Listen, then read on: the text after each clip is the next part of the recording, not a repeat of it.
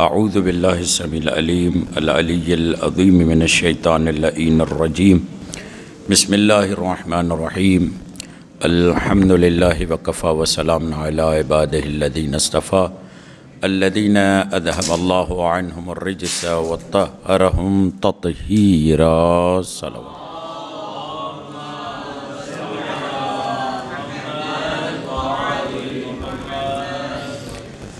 اللہم صلی وسلم وزد وبارک علی صاحب دعوت النبویہ وصولت الحیدریت والعصمت الفاطمیہ والعلم الحسنیت والشجاعت الحسینیہ والعبادت السجادیت والمآثر الباقریت والآثار الجعفریہ والعلوم القادمیت والحجج الرضویت وجود تقویت والنقاوت النقویہ والہیبت العسکریت والغیبت الالہیہ صلوات پڑھیے۔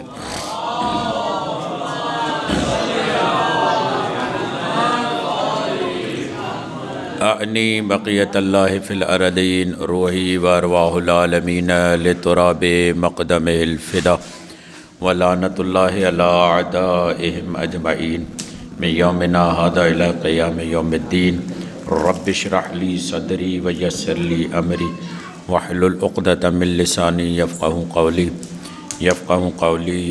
قولی اما بعد فقد قال اللہ سبحانہ وتعالی فی کتابہ المجید وفرقانہ الحمید وقولہ الحق بسم اللہ الرحمن الرحیم وعد اللہ الذین آمنوا منکم وعملوا الصالحات لَيَسْتَخْلِفَنَّهُمْ فِي الْأَرْضِ كَمَا اسْتَخْلَفَ الَّذِينَ مِن قَبْلِهِمْ صلوات۔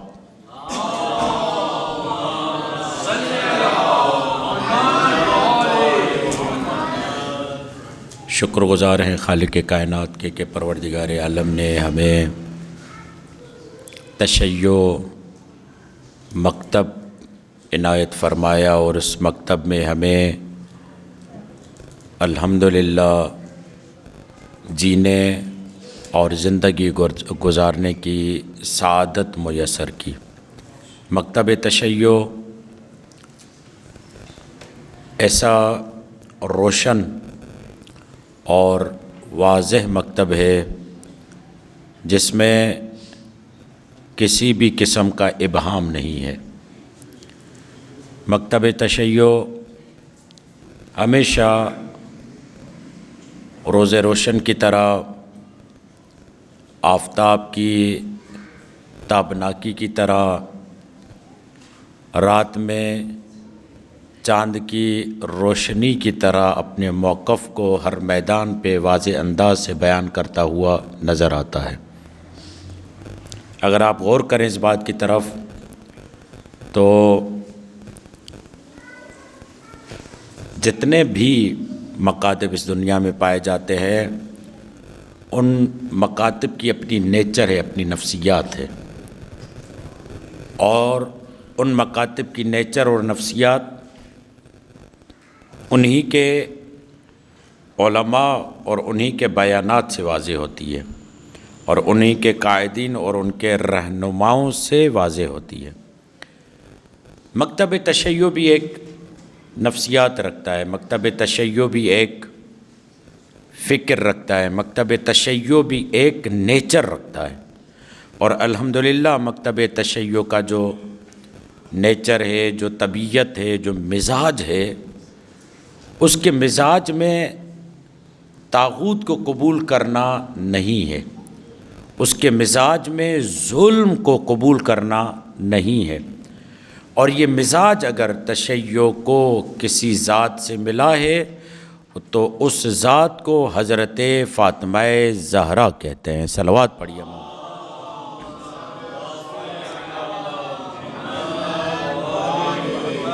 یہ مزاج ہمیں حضرت فاطمہ زہرا سے ملا، اور قرآن مجید نے اسی بات کی طرف اشارہ کرتے ہوئے کہا وَالَّذِينَ اجْتَنَبُوا الطَّاغُوتَ أَن يَعْبُدُوهَا وَأَنَابُوا إِلَى اللَّهِ لَهُمُ الْبُشْرَى فَبَشِّرْ عِبَادِ الَّذِينَ يَسْتَمِعُونَ الْقَوْلَ فَيَتَّبِعُونَ أَحْسَنَهُ أُولَٰئِكَ الَّذِينَ هَدَاهُمُ اللَّهُ وَأُولَٰئِكَ هُمْ أُولُو الْأَلْبَابِ۔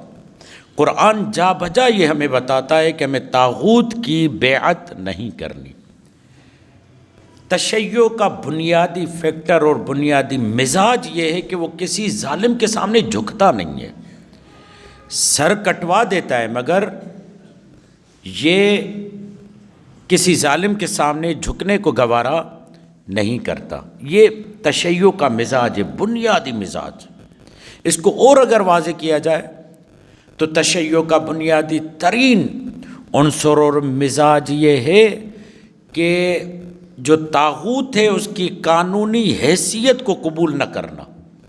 آپ نے دیکھا کہ سورہ بقرہ میں جب آیت الکرسی ہم پڑھتے ہیں تو پروردگار عالم وہاں پر بیان کرتا ہے اللہ ولی الذین آمنوا، کہ اللہ ہی مؤمنوں کا ولی ہے، یخرجہم من الظلمات الی النور والذین کفروا اولیاؤہم الطاغوت یخرجونہم من النور الی الظلمات، یعنی اللہ جب، بیٹا تم یہاں آ جاؤ، ادھر آ جاؤ، ہاں شاباش، یہاں آ جاؤ، اور اگر آپ جو دور بیٹھے ہیں تھوڑا قریب آ جائیں تو مجھے بات کرنے میں آسانی ہوگی نا، کہ مجھے لگے گا کہ میں کسی سے بات کر رہا ہوں۔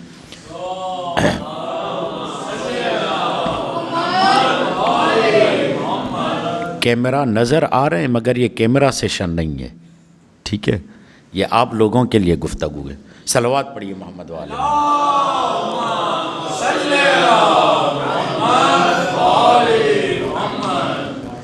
کیا ہے؟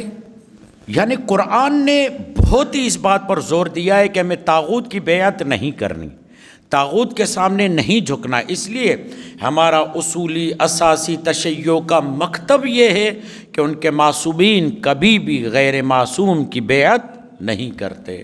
یہ ہمارا اصولی مکتب ہے، یہ ہمارا اصولی موٹیو کہیں، اصولی نظریہ کہیں، اصولی فکر کہیں، جس پر تشیع استوار ہوتی ہے، اور اس کی سب سے پہلی مؤذنہ جس نے اس نعرے کو بلند کرتے ہوئے لوگوں کو اس اذان کی طرف بلایا، وہ اولین مؤذنہ اگر کوئی ذات ہے تو وہ حضرت فاطمہ زہرا کی ذات ہے۔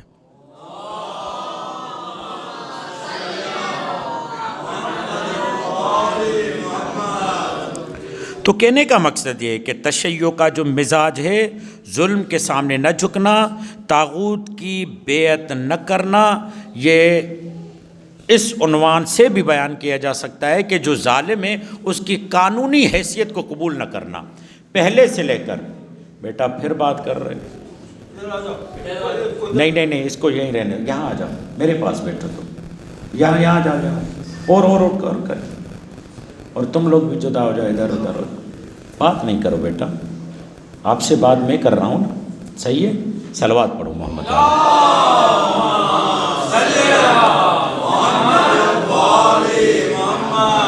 اچھا، پہلے سے لے کر آخر تک کے خلیفہ نے یہ کوشش کی کہ جو الہی نمائندے ہیں ان سے بس اتنا منوا لے کہ میری قانونی حیثیت ہے، پہلے سے لے کر آخری تک۔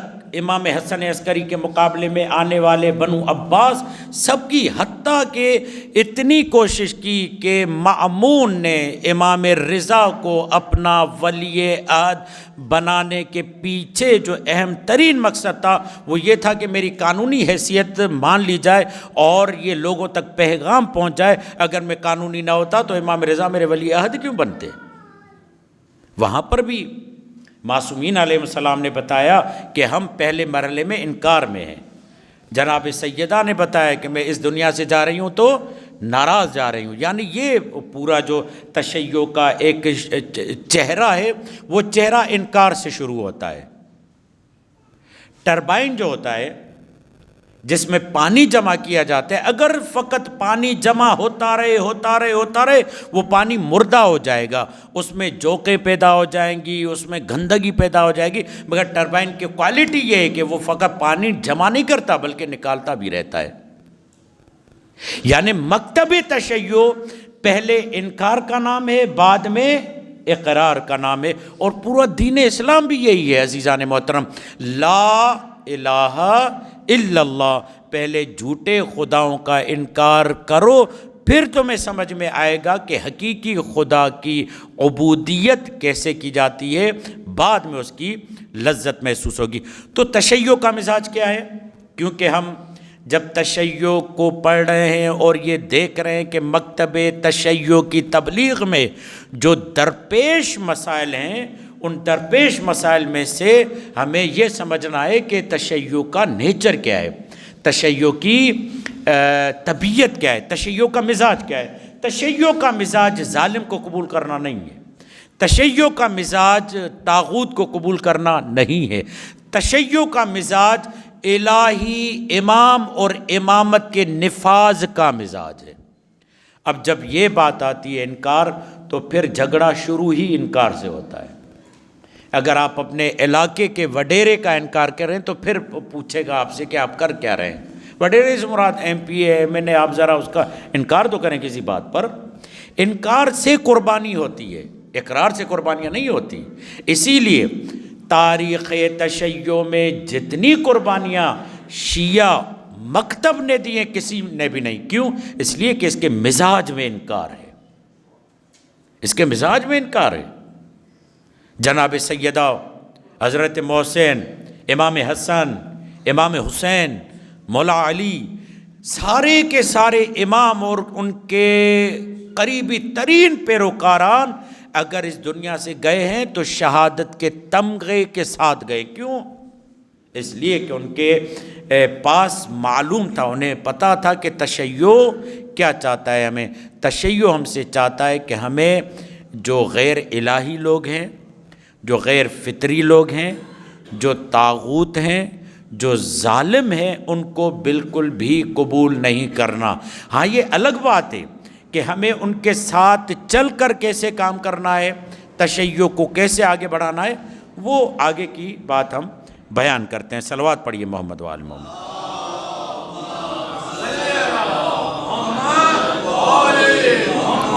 اب یہاں سے کیا سمجھ میں آیا کہ مکتب تشیع کوئی نسلی تحریک نہیں ہے، مکتب تشیع کوئی علاقائی تحریک نہیں ہے، مکتب تشیع کوئی وقتی نظریے کا نام نہیں ہے۔ مکتب تشیع وہ تحریک ہے جس کی شروعات انکار سے ہوتی ہے اور اختتام اقرار پہ ہوتا ہے۔ انکار ظالم، جابر، طاغوت کا، اقرار فقط اور فقط الہی نمائندے کا یا الہی نمائندے کی جانب سے بیان کردہ صفات کے عالم کی پیروی کا، یہ معاملات ہیں۔ دیکھیے مکتب تشیع میں، اور یہی اگر اس کو میں نتیجے کے طور پر کہوں، یعنی کیا کہنا چاہ رہے ہیں آپ؟ انکار اقرار، انکار اقرار یعنی کیا؟ انکار اور اقرار کا مطلب یہ کہ یہ مکتب تشیع امامت کا مکتب ہے، اس میں امامت پائی جاتی ہے۔ امامت کا مطلب کیا ہے؟ امامت کا مطلب یہ ہے کہ فقط شریعت نہیں بلکہ شریعت کو آگے لے کر چلنے والی ذات بھی ہو جو شریعت کو زندہ رکھے، یہ ہے امام۔ امام کا کام کیا ہوتا ہے؟ امام کا کام یہ ہوتا ہے کہ دین کی بقا فقط شریعت سے نہیں بلکہ دین کی بقا امامت سے ہوگی، اور وہ امام جو ہے اس دین کو آگے زندہ کرے گا اور بہت سارے بحرانوں میں اس دین اور اس شریعت کے ایسے احکامات کو ہمارے سامنے پیش کرے گا جہاں پر کہیں بھی شریعت، کہیں بھی دین جو ہے وہ فاقد نہیں ہوگا، وہ ختم نہیں ہوگا، بلکہ امام کے قربانی کی وجہ سے، امام کے بیانات کی وجہ سے، امام کے تبلیغ کی وجہ سے وہ دین آگے بڑھے گا۔ اب دیکھیے تشیع کیا ہے؟ خالص عبدیت کا نام ہے، یعنی خداوند متعال پروردگار عالم کی عبادت، جسے ہم توحید کہتے ہیں، جسے ہم اصول دین کا نام دیتے ہیں۔ پہلے کیا ہے؟ توحید، ٹھیک۔ اصول دین یعنی دین کی جڑیں 5 ہیں۔ پہلے توحید، توحید کا مطلب کیا ہے؟ یعنی اللہ ایک ہے اور اسی کی ہمیں عبادت کرنی ہے، خالص عبودیت۔ توحید کے بعد کیا ہے؟ توحید کے بعد عدل ہے۔ عدل یعنی پروردگار عالم نے جو یہ نظام بچھایا ہوا ہے چاہے عالم تقوین کا ہو یا عالم تشریح کا ہو، شریعت کا ہو یا وہ نظام جو پوری دنیا میں بپا ہے، وہ تمام کا تمام عدل کی بنیاد پر ہے۔ پروردگار عالم کا جو جزا و سزا کا معاملہ ہے وہ بھی عدل کی بنیاد پر ہوگا، ٹھیک ہے۔ اور پھر آگے آئیے، عدل کے بعد کیا ہے؟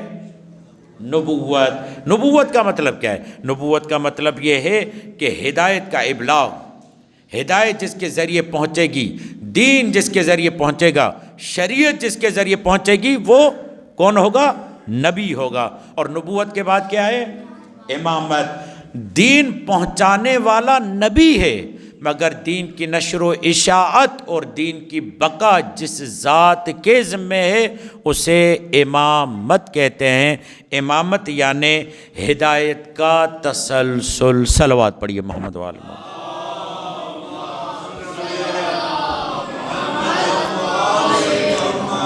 اور پھر آخر میں آتا ہے قیامت۔ شاباش۔ تو یہ تشیع کا وہ ڈھانچہ ہے جس پر تشیع کام کرتا ہے، مگر اس پورے اصول خمسہ میں جو روح کا درجہ رکھتی ہے وہ مرحلہ امامت ہے۔ اور اسی لیے یہ یاد رکھیے گا، دین آئے گا نبی کے ذریعے، دین پہنچے گا نبی کے ذریعے، مگر جب خدا کی بارگاہ میں دین لے جائیں گے تو وہ امامت کے سائے میں لے جائیں گے۔ اسی لیے یہ آیت یوم ندعو کل اناس بامامہم۔ اب کون کس امام کے سائے میں دین کو لے جاتا ہے وہ ان سے الگ سوال ہوگا۔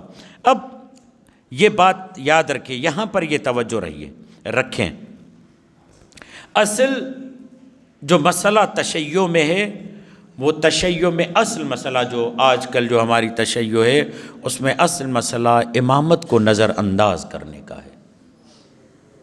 ہم امامت پڑھتے ہیں، ہم امامت کے فضائل بیان کرتے ہیں، ہم امامت پر کتابیں چھاپتے ہیں، مگر اتنے ہی درجے پر ہم نے امامت کو نظر انداز کیا ہوا ہے۔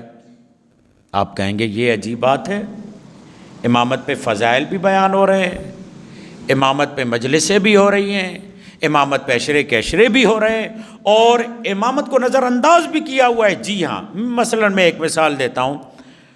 وہ مثال یہ ہے، اگر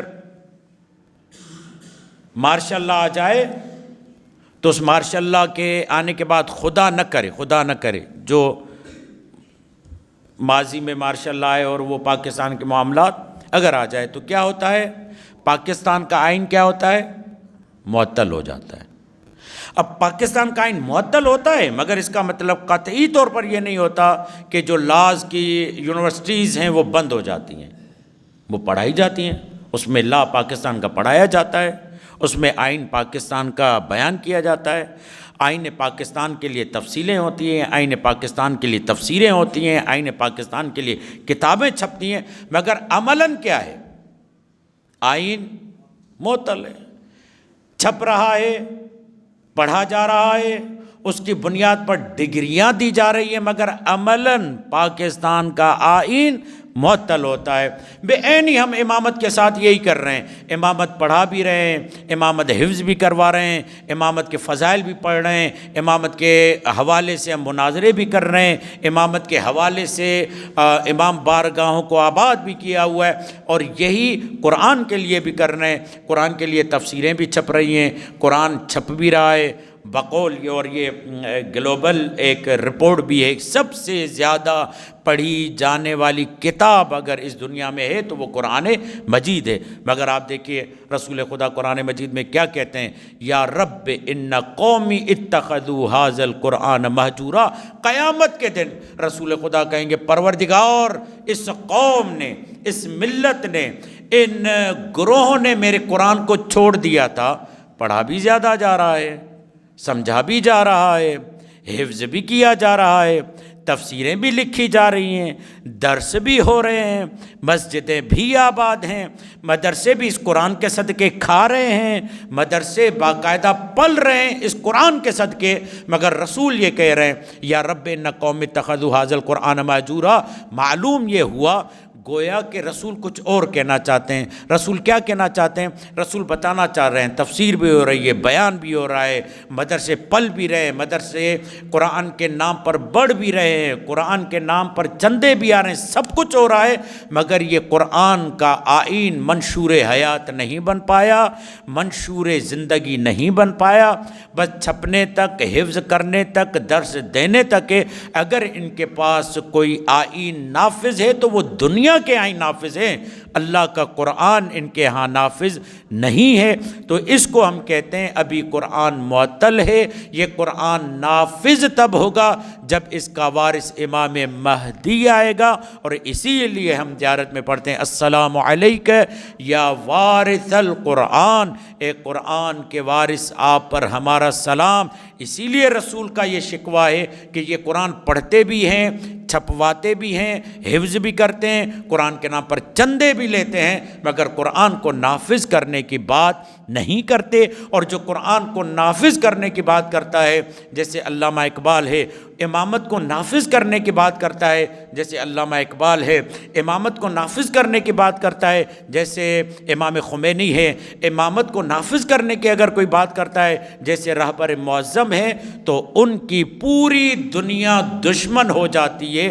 معلوم یہ ہوا جب امامت و قرآن کے نفاذ کی بات کی جائے تب جا کر حقیقت میں ہم تشیع کی خدمت کر رہے ہیں، ورنہ فقط اور فقط ہم نعروں پر اکتفا کر رہے ہیں۔ صلوات پڑھیے محمد والے میں۔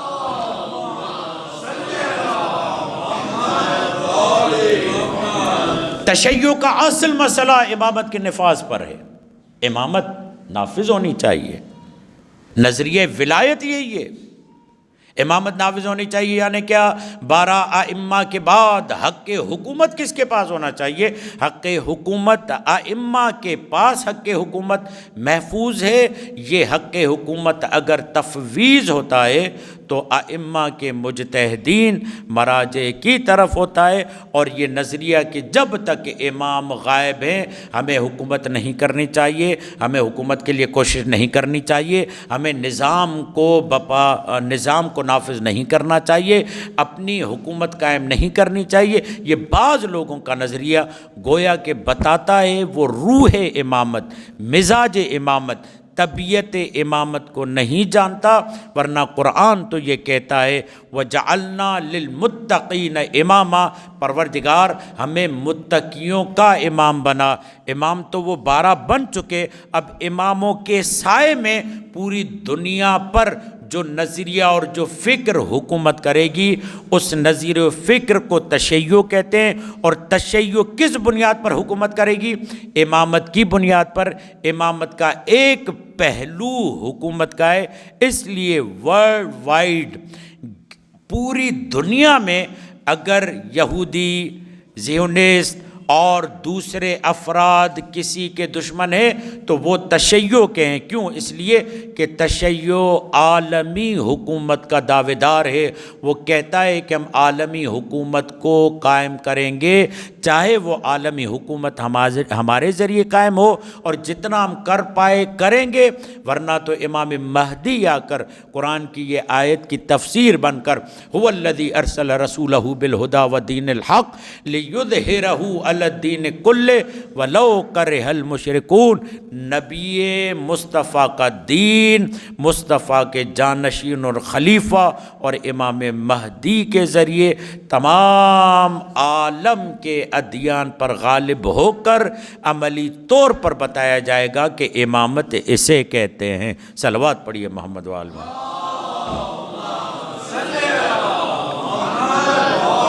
یہ امامت کا نظریہ ہے، یہ امامت فقط فضائل کا نام، بلکہ فضائل پڑھے ہی اس لیے جاتے ہیں تاکہ لوگ آئیں اور اہل امام کی شناخت کر پائیں، اہل رہبر کی شناخت کر پائیں، اہل رہنما کی شرح کر پائیں کہ پروردگار عالم کی طرف سے جو رہبر بن کر آیا ہے اس کی کوالٹیز کیا ہوتی ہیں، اس کی صفات کیا ہوتی ہیں، اور جو اللہ کی طرف سے رہبر بن کر آتا ہے اور وہی ہم میں سے کسی کو رہبر بناتا ہے تو اس کی کوالٹیز کیا ہوتی ہیں۔ یہ ایک تعارف تھا تشیع کا جو آپ کے سامنے پیش کیا۔ اب جب درپیش مسائل پر غور و فکر کیا جائے گا تو ان کو 4 حصوں میں تقسیم کیا جا سکتا ہے، 4 حصوں میں۔ فقط میں نکات بتاؤں گا، آگے آپ خود اس کو دیکھیے گا۔ صلوات پڑھیے محمد والا۔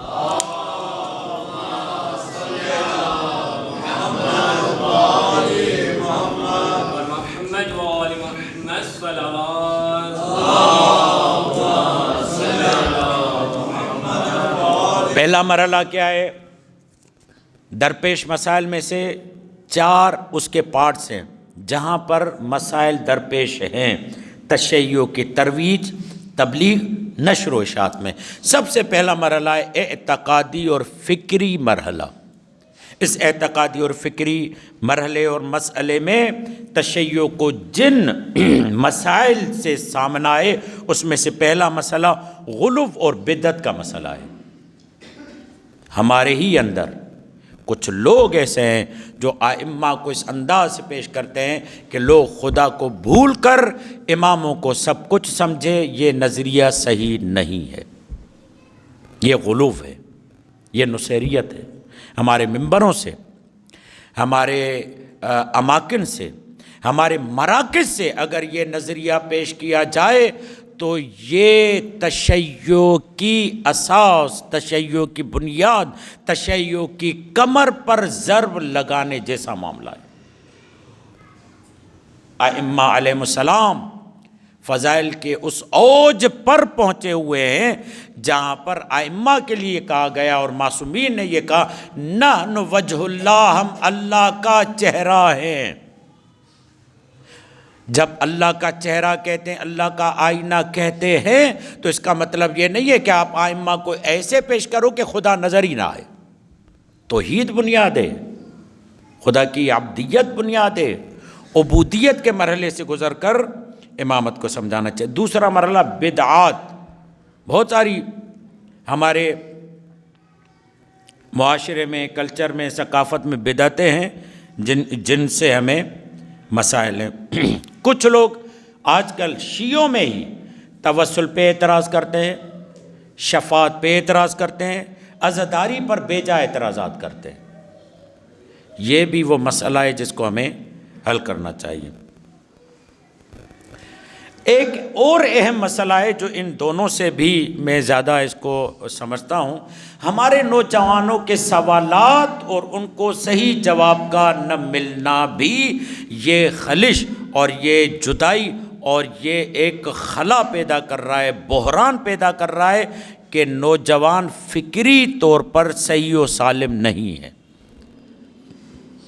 الحمدللہ یہ المہدی ایجوکیشنل سینٹر کہیں یا ادارہ کہیں جو بھی ہے، یہ اس تگ و دو میں ہے کہ نوجوانوں کو علماء کے ساتھ بٹھایا جائے، ہمارے جیسے طالب علموں کے ساتھ بٹھایا جائے، سوال و جوابات کیے جائیں۔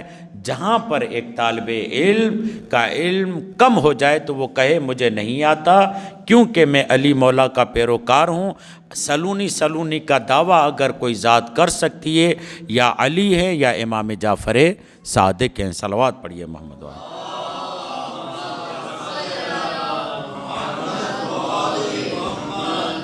یہ بحران جو جوانوں کے حوالے سے اگر جوانوں کو جب جواب دیا جائے گا تو قرآن اس کے متعلق یہ کہتا ہے قُلْ هَاتُوا بُرْهَانَكُمْ إِن كُنتُمْ صَادِقِينَ، دلیل سے بات کرو، جذبات سے بات نہیں کرو۔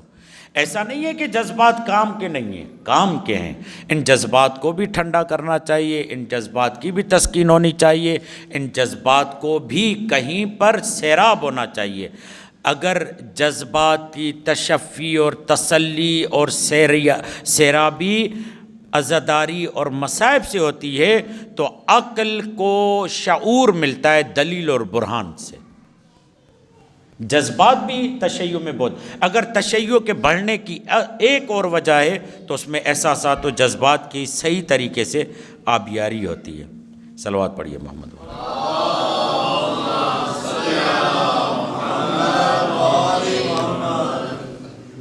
جذبات عقل پر غالب نہ آئیں. جتنی بھی عزاداری ہے وہ ہمارے احساسات اور جذبات سے متعلق ہے، مگر کہیں پر ایسا نہ ہو کہ ہم کچھ ایسے کام کریں جو عقلی تقاضاؤں کے مطابق نہ ہوں، کیونکہ آپ کا دین، آپ کا مکتب، آپ کا تشیع، آپ کی فکر کسی کونے اور کسی علاقے کی فکر نہیں ہے، عالمی فکر ہے. یہ دعویٰ کرتی ہے کہ ہم امام مہدی کی حکومت میں عالمی حکومت برپا کرنے والے ہیں. تو آپ عقل کی زبان سے بات کیجئے، جذبات کی زبان، عزاداری کی زبان شاید اپنوں کو سمجھ میں آئے گی، غیروں کو عزاداری کی زبان سمجھ میں نہیں آئے گی. غیروں کو عقل، حکمت، وزڈم، دانائی کی زبان سمجھ میں آئے گی. اسی لیے قرآن مجید نے جو ابتدا کیے، ادعو الی سبیل ربک بالحکمت والموعظۃ الحسنہ، جب اللہ کے راستے کی طرف بلاؤ تو حکمت کے ساتھ، وزڈم کے ساتھ، دانائی کے ساتھ بلاؤ. اور جب دانائی کے ساتھ بلائیں گے، جب وہ عقل کی بنیاد پر آئے گا تو پھر آپ کے احساسات و جذبات کو سمجھ پائے گا. اگر آپ نے عقل کی زبان سے نہیں بلایا تو بات سمجھ میں نہیں آئے گی.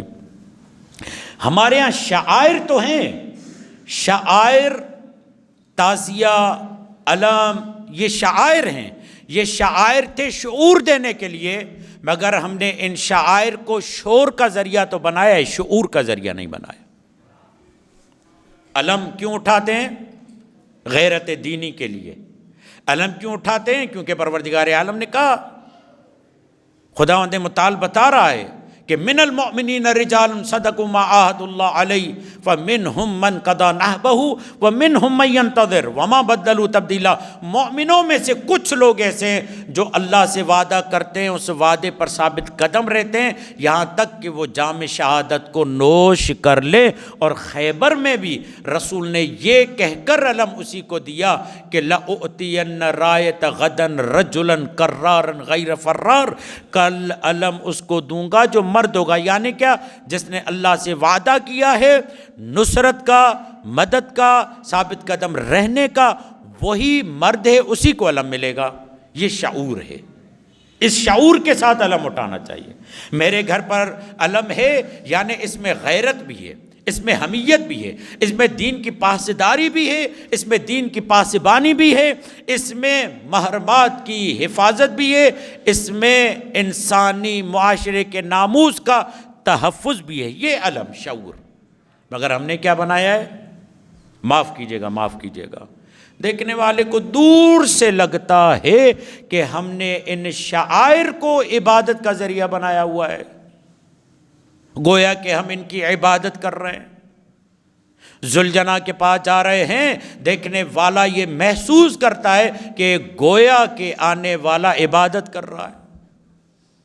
ذوالجناح، علم، یہ سب شعائر تھے، شعور کا ذریعہ تھے. ان کے ذریعے سے اماموں کے پاس پہنچنا تھا، نہ کہ ان کے ذریعے سے شیعت کو محدود کرنا تھا. توجہ رہے، ضروری ہے شاعر کے لیے ذوالجناح، ضروری ہے شاعر کے لیے علم، ضروری ہے شاعر کے لیے تعزیہ، مگر یہ معبود نہیں بننے چاہیے، علامت بننے چاہیے. عبادت خدا کی، وہ غلو والا معاملہ. جب آپ ائمہ پر یہ کمپرومائز نہیں کرتے کہ ائمہ کو ایسے پیش کریں کہ خدا نظر آئیں، تو پھر ائمہ سے جڑی ہی علامتوں کو کیسے کمپرومائز کریں گے کہ دیکھنے والے کو لگے شاید میں انہیں خدا سمجھتا ہوں؟ کہیں بھی قابل قبول نہیں ہوگا. دشمن آپ کے ان چیزوں کو غلط طریقے سے پروپیگنڈا کر کے پیش کرے گا، اور تشیع کو جیسے بڑھنا چاہیے اس انداز سے بڑھ نہیں پائے گا. صلوات پڑھیے محمد والے.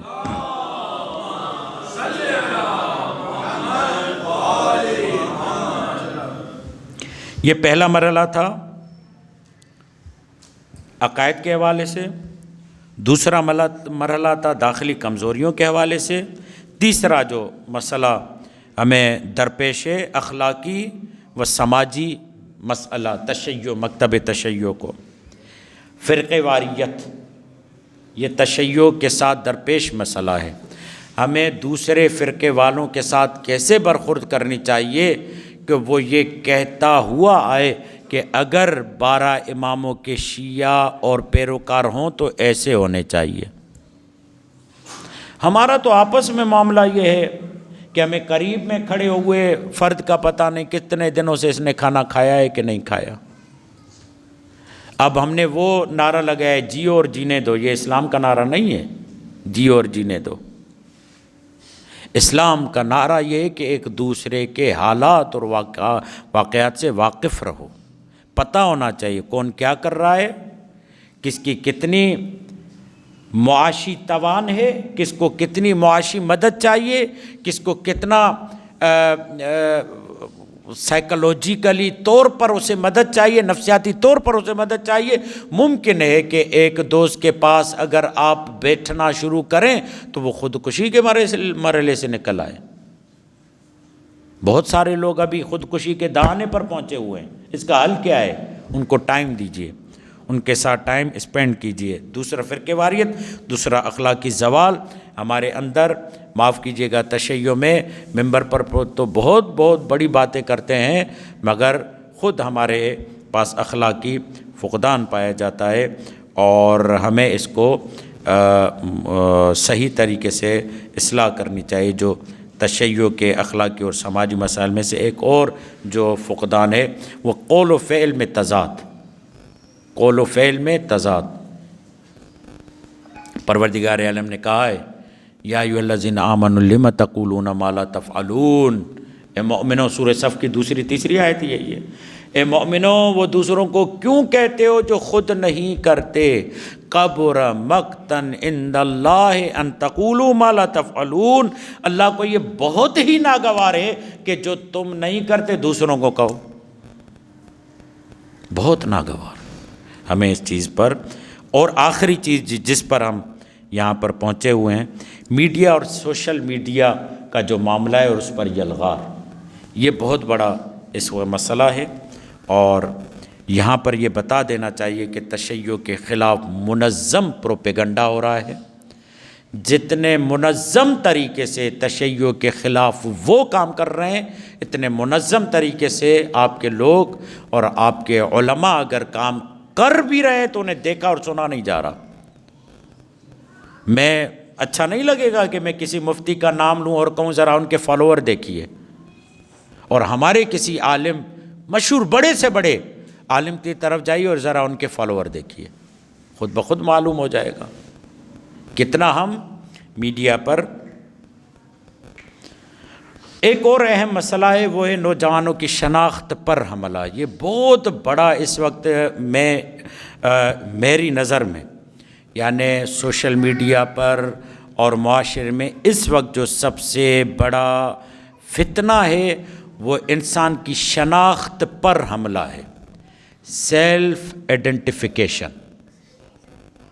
اس کو اتنا مبتلا کر دیا ہے کہ وہ میڈیا دیکھنے والا اور پھر اس کے لیے قوانین، کبھی وہ اپنے آپ کو مسلمان سمجھتا ہے، کبھی مسلمان نہیں سمجھتا، کبھی دہریہ سمجھتا ہے، یہ تو چلے فکری طور پر، بلکہ ڈھانچے کے اعتبار سے بھی اسے اتنا مشوش بنا دیا ہے۔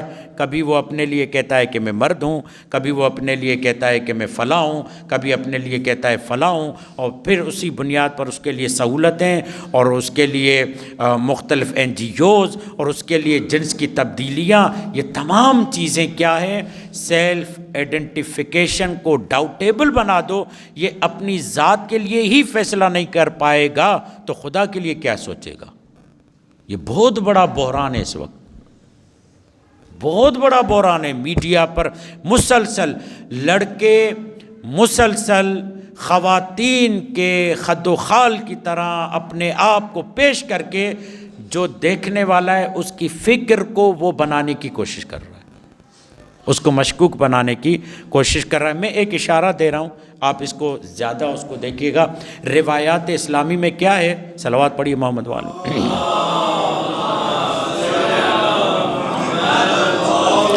اسلامی روایات میں یہ ہے کہ لڑکے کو لڑکے کے ساتھ کھیلنے دو اور لڑکی کو لڑکی کے ساتھ کھیلنے دو۔ خبردار ایک لڑکے کو لڑکیوں کے ساتھ نہیں، ایک لڑکی کو لڑکوں کے ساتھ نہیں. کیوں؟ اس لیے کہ جب نفسیاتی طور پر آمیزش ہوتی ہے تو فکر تبدیل ہوتی ہے. پھر لڑکی خود کو لڑکا سمجھنا شروع کرے گی اور پھر لڑکا خود کو لڑکی سمجھنا شروع کرے گا، اور پھر اس کے درمیان ایک تضاد بدن اور فکر کا پیدا ہو جائے گا. پھر اس کے بعد وہ فیصلہ نہیں کر پائے گا. یہ اسلام کی تربیت ہے.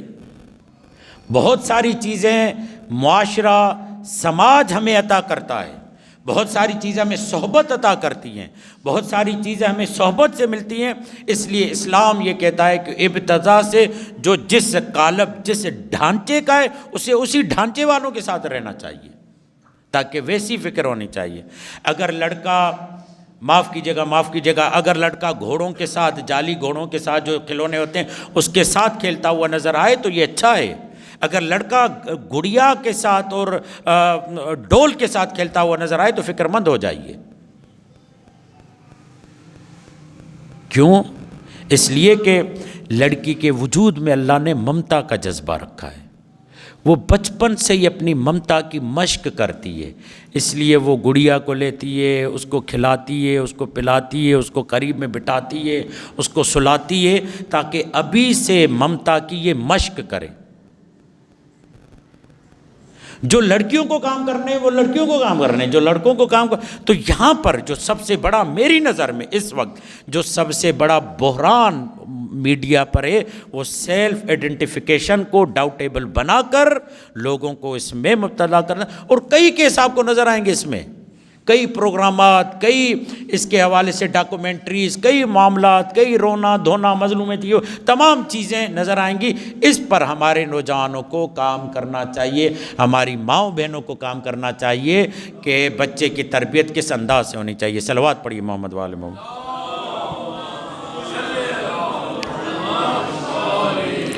اب یہاں پر یہ بیان کیا جا رہا ہے کہ جب تم اہل بیت کے تعلیمات کو لیتے ہو تو کیا کرو. سب سے پہلے معصومین علیہ السلام یہ جملہ فرماتے ہیں کہ جب تشیع کے خلاف منظم پروپیگنڈا ہو رہا ہے، نوجوانوں کی شناخت پر حملہ کیا جا رہا ہے، تو تمہیں کیا اختیار کرنا چاہیے. کونوا دعاتن للناس، کونوا دعاتن، تم لوگوں کو جو ہے دعوت دو، بغیر السنتکم، بغیر زبان کے، عمل کے ذریعے سے تم لوگوں کو بلاؤ، عمل کے ذریعے سے. اور پھر یہ روایت بھی ہمارے سامنے موجود ہے، کونوا لنا زینا، ہمارے لیے باعث زینت بنو، ولا تکونوا علینا شینا، ہمارے لیے باعث ننگ و عار مت بنو. اور یہ تمام معاملات آپ کے سامنے بیان کیے گئے. صلوات پڑھیے محمد والوں.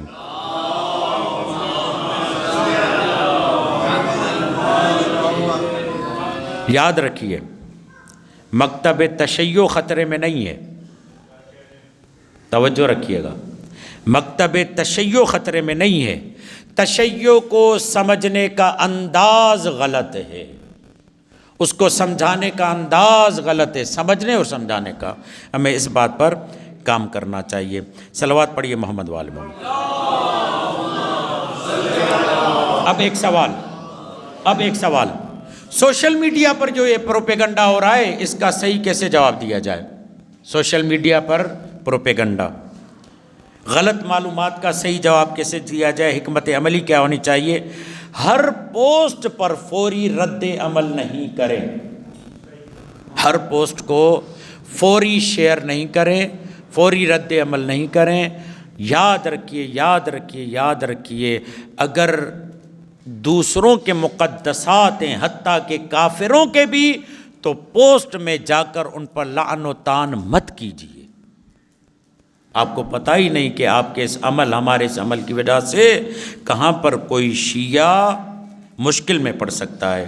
نمبر 1، پوسٹ پر رد عمل فوری نہیں دیں. اگر دینا بھی ہے تو فی الحال سوچیں سمجھیں، بعد میں بہت دیر کے ساتھ. پوسٹ کو شیئر بھی فوری نہیں کریں. طنز، تمسخر یا تحقیر بھی اختیار نہیں کریں. کیوں؟ اس لیے کہ ہمیں ہدایت کرنی ہے، اور جب ہدایت کرنی ہے تو ہدایت کرنے والے تذلیل نہیں کرتے، ہدایت پر لے کر آتے ہیں. تذلیل کرنا ہمارا مکتب نہیں ہے۔ آپ کو پتہ ہے امام حسن حسین عالم بچپن میں اس بزرگ کو کیسے وضو سکھا رہے ہیں کہ اس بزرگ نے مان لیا کہ میرا وضو غلط ہے، آپ درست وضو کر رہے ہیں۔ تمسخر، تذلیل، ہمارے ممبروں سے اس انداز سے گفتگو کہ دوسروں کے مقدسات کی توہین ہو، یہ کبھی بھی قابل قبول نہیں ہے۔ آپ مراجع مجتہدین کی بات تو چھوڑیں، ایک باشعور انسان کبھی بھی اس روش کی اجازت نہیں دے سکتا۔ نہیں کریں یہ کام، غیر مستند چیز آگے شیئر نہیں کریں جب تک پتہ نہ ہو۔ مولا علی کے نام پر بہت سارے اقوال چل رہے ہیں، اچھا ہے جملہ، مگر مولا علی کا قول ہے، ضرور نہیں مولا علی کا قول ہو۔ ہر اچھا جملہ مولا علی کا کہہ دینے سے جان نہیں چھوٹے گی، بلکہ مستند ہونا ضروری ہے۔ اہل بیت کی حکمت کیا ہے؟ ادع الی سبیل ربک بالحکمت والموعظۃ الحسنہ وجادلہم باللتی ہی احسن۔ لوگوں کو حکمت کے ساتھ، دانائی کے ساتھ، وزڈم کے ساتھ بلاؤ، موعظہ بھی کرو، نصیحت بھی کرو، اور اس کے بعد یہ کہنے کے بعد جب بحث کی بات آئے، جب جدل کی بات آئے، نرمی کے ساتھ، ملائمت کے ساتھ دلیل کو پیش کرو۔ دلیل مضبوط ہے۔ مجھے یاد ہے آغا علامہ رضی جعفر صاحب، خدا انہیں حفظ و امان کے ساتھ رکھے، علماء حقہ کی صحت و سلامتی کے لیے صلوات پڑھیے۔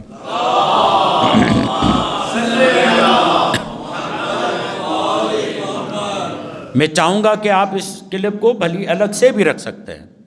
ابتدائی زمانہ تھا ہمارا جامعۃ النجف میں، علامہ رضی جعفر وہ قبلہ جمال شہیدی حفظہ اللہ جو عباس ٹاؤن میں جامع مسجد مصطفیٰ کے پیش امام ہے، وہ ہمارے استاد تھے۔ وہ آداب سخن اور سخنوری اور خطابت سکھاتے تھے۔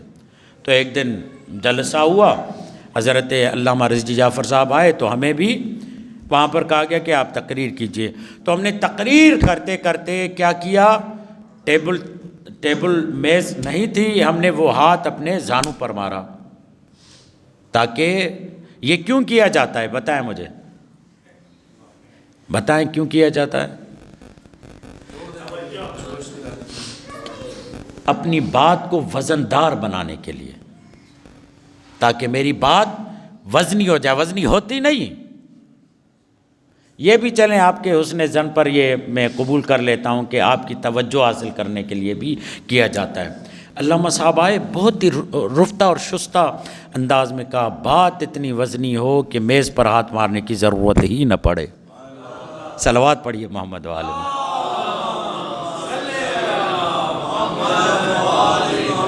ہاں ٹھیک ہے، ہمارے برے صغیر میں خطابت کا انداز ہی ایسا ہے کہ جب تک شور ہلہ غلہ ہو، ابھی رکے رہنا، یہ کرنا وہ کرنا، فلاں امکان نہ ہو تو مجمع توجہ نہیں دیتا۔ مگر آپ جتنے جذبات سے اس بات کو جذباتی انداز سے پیش کرتے ہیں، یقین جانے وہ بات دلوں میں کم اترتی ہے، مگر آپ دھیمے انداز سے، نرم و ملائم انداز سے، پیارے انداز سے اور خوبصورت مدلل انداز سے گفتگو کریں، وہ دلوں میں بیٹھ بھی جاتی ہے اور تا دیر اس کا اثر بھی رہتا ہے۔ یہ ہمارا عملی تجربہ ہے۔ مجھے آپ کو پتہ ہے ہمارا بھی ممبر سے تعلق ہے، مگر اس بات کو ہم نے محسوس کیا ہے۔ تو کیا کیا جائے؟ فوری طور پر پوسٹ نہیں کرنی چاہیے۔ مولا علی کا یہ جملہ ہے، العاقل یعرف باجتنابہ الشر۔ عاقل کی شناخت یہ ہے کہ وہ شر والی چیزوں سے دور رہتا ہے، کوشش کرتا ہے کہیں میری وجہ سے کسی کو نقصان نہ پہنچے۔ تو یہ ہمارا رد عمل ہونا چاہیے۔ حق کے دفاع میں کیا کرنا چاہیے؟ کمزور روایت، مبالغہ، جذباتی قصے پیش نہیں کرنے چاہیے۔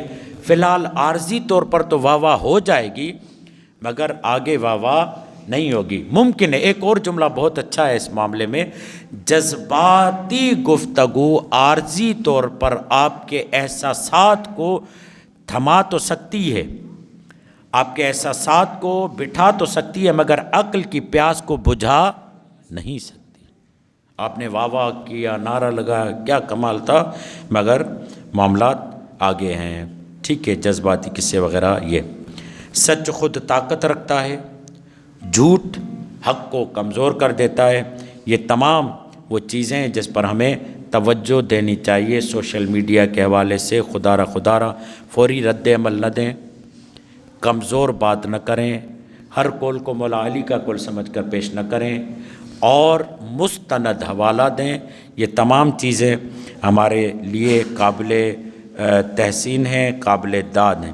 تو کہنے کا مقصد یہ کہ تشیع کو درپیش مسائل جو ہیں وہ عقائد میں ہمیں کیا کرنا چاہیے؟ ٹھیک ہے، عقائد میں کس روش سے چلنا چاہیے، غلو والی فکر سے پرہیز کرنا چاہیے، ایسے بزرگان علماء سے رابطے میں رہنا چاہیے جو اعتدال میں ہوں.